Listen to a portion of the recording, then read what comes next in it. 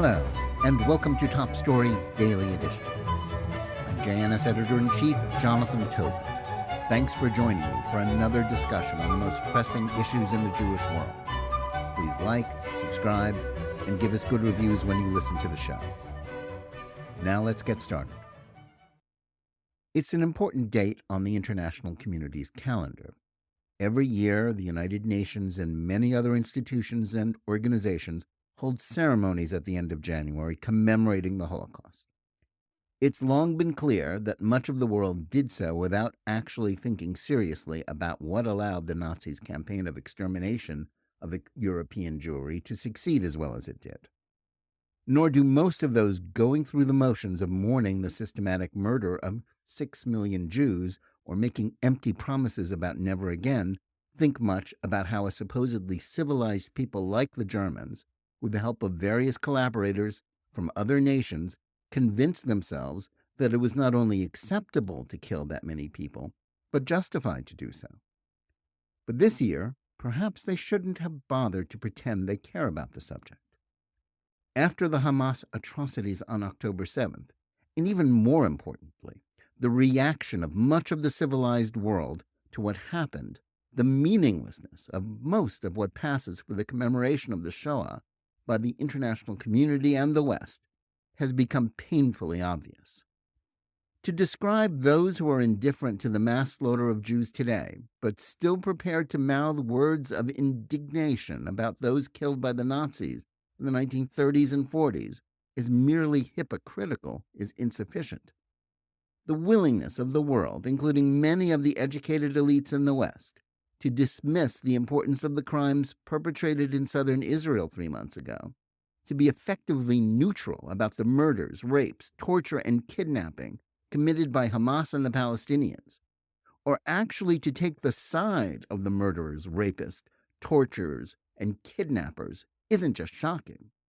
It's a seminal moment in modern history that not only illustrates the moral bankruptcy of a significant segment of contemporary opinion, but also provides an explanation for how the Holocaust happened. As hard as it may be for us to accept, this demonstrates that Holocaust commemorations, or even education programs about the destruction of European Jewry in the mid-20th century, either don't make people less likely to support more Holocausts, or even worse, all this might be counterproductive. The surge in antisemitism throughout the West in the aftermath of October 7th, with mobs marching in the streets of major cities and on college campuses proclaiming their support for the destruction of the one Jewish state on the planet by saying from the river to the sea, or for terrorism against Jews in Israel and everywhere else, or globalize the Intifada, and the support such positions have received in much of the corporate media was surprising to those Jews who thought such sentiments were only held by marginal extremists. Nor can they be explained as an understandable reaction to a supposedly disproportionate Israeli response to terrorism, or as sympathy for Palestinians caught up in a war that Hamas started. What happened on October 7th in Israel should have taught the world about the intractable nature of the conflict between Israel and the Palestinians. The same is true for what it should have made clear about the ethos and the goals of the Hamas movement that perpetrated the unspeakable crimes committed that day, in addition to the Palestinian nationalist cause that spawned it. Yet most of what passes for educated opinion in the West refuses to acknowledge those lessons, let alone draw conclusions from them.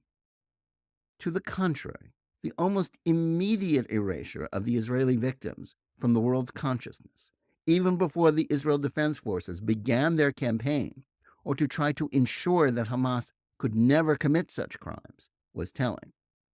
The same is true for the widespread acceptance of the big lie that Israel is committing genocide in Gaza, and the mockery of justice that has been taking place in The Hague as the UN International Court of Justice arraigned Israel on this false charge.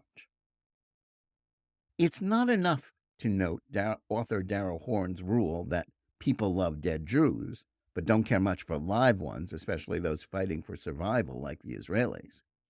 The willingness of so much of what passes for educated opinion to view the conflict between Israelis and Palestinians through the prism of fashionable left-wing ideology that has become the new orthodoxy in academia, as well as much of the rest of our culture.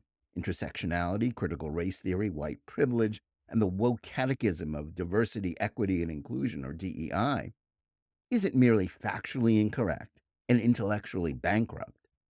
It demonstrates the moral sickness in contemporary society that provides a permission slip for anti-Semitism. More importantly, it demonstrates that genuine acts of genocide are more likely to be the product of educated minds than ignorant ones.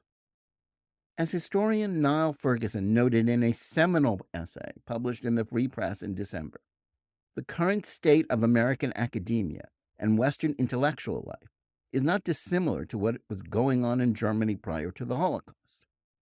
Ferguson's theme is reflected in the title of the piece, which echoes that of French philosopher Julien Benda's classic 1927 work, The Treason of the Intellectuals, which explained how enlightened opinion in late 19th century and early 20th century Europe enabled the extremism that led to the crimes of fascism and Nazism.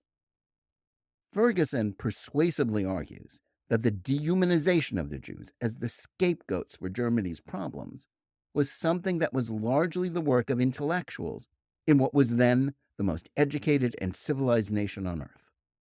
It was the smart people, the educated classes, and not the uneducated, who enabled and ultimately set the events of the Holocaust in motion. The stance of America's great universities regarding the October 7th crimes, something about which they were largely neutral, even though they were quick to take sides during the moral panic about racism that followed the death of George Floyd in 2020, was, Ferguson says, instructive. It showed just how strong the stranglehold of woke ideology had become. Critical race theory and intersectionality teach that the world is locked and divided into two immutable groups, locked in perpetual conflict, white oppressors and people of color, who are always the victims. In such a moral universe, the individual actions of members of these two groups don't matter in determining which side is in the right. The victim class is always right, no matter how wrong their behavior or their goals. The oppressor class is always wrong, no matter how much they have been aggrieved or how justified their actions might otherwise be.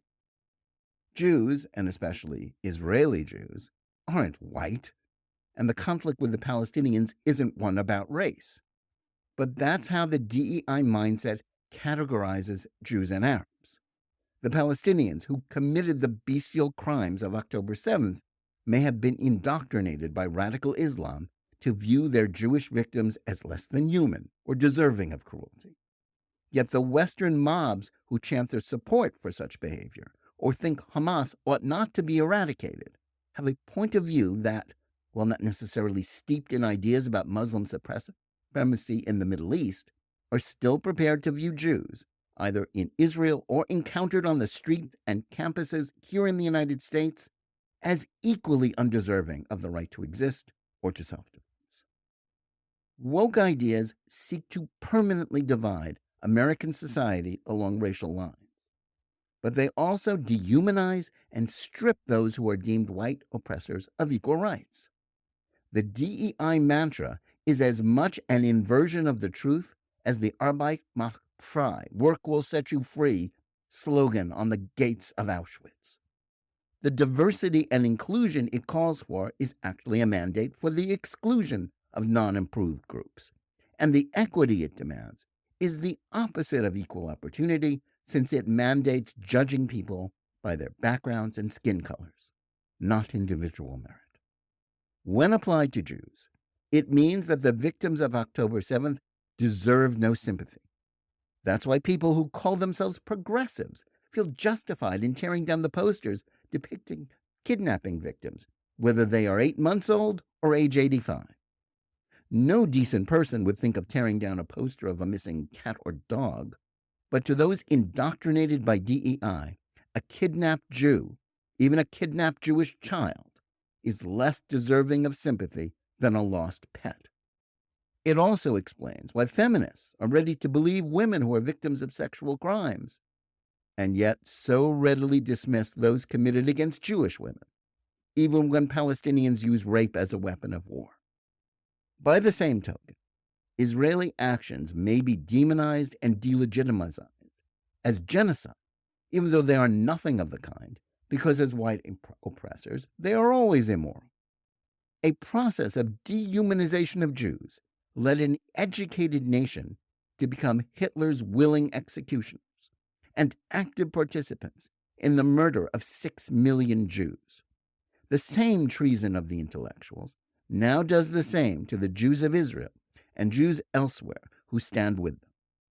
The sort of Holocaust education and commemoration that has become commonplace in the United States in the last generation, in which anti-Semitism is considered to be just another form of intolerance, does little to combat woke indifference to assaults on its designated white evildoers. Anti-Semitism isn't a function of ordinary unkindness, but a weapon in which the Jews are demonized to achieve a political purpose. That is how Jewish victims of terrorism can be erased, and their plight put down as what happens to oppressors who run afoul of an act of justified resistance. Hamas, which is a movement that has the support of most Palestinians, and now the sympathy of many Western intellectuals, explicitly seeks the elimination of the one Jewish state on the planet and the genocide of its 7 million Jews. What happened on October 7th was merely the trailer for what it intends to do in the near future. There is no middle ground on this subject. Anyone who is indifferent about what happened on October 7th, or who claims that of all the peoples in the world, the Jews alone are undeserving of a state or the right of self-defense, which is what anti-Zionism says, or who argues that Hamas must be allowed, via a ceasefire, to survive the current war and left in charge of any part of Gaza or anywhere else, where it will rearm and prepare, as it pledges to do, to commit many more such atrocities, can't be allowed to call themselves progressive or opposed to genocide. Because what they are doing by taking such stands is essentially putting themselves on the side of those who wish for a second Holocaust in Israel. That's why I didn't want to hear a single word of Holocaust commemoration, and still don't, from anyone who isn't prepared to unreservedly support Israel's justified war to eliminate Hamas in the same manner that the Allies belatedly destroyed Adolf Hitler's Third Reich.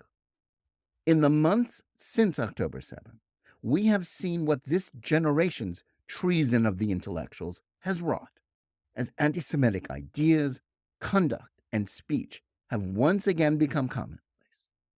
If you aren't willing to stand with the Jewish state against Islamist murderers and their woke fellow travelers and useful idiots, then at least have the decency not to bother us with your insincere grief about the Holocaust. Thanks for listening.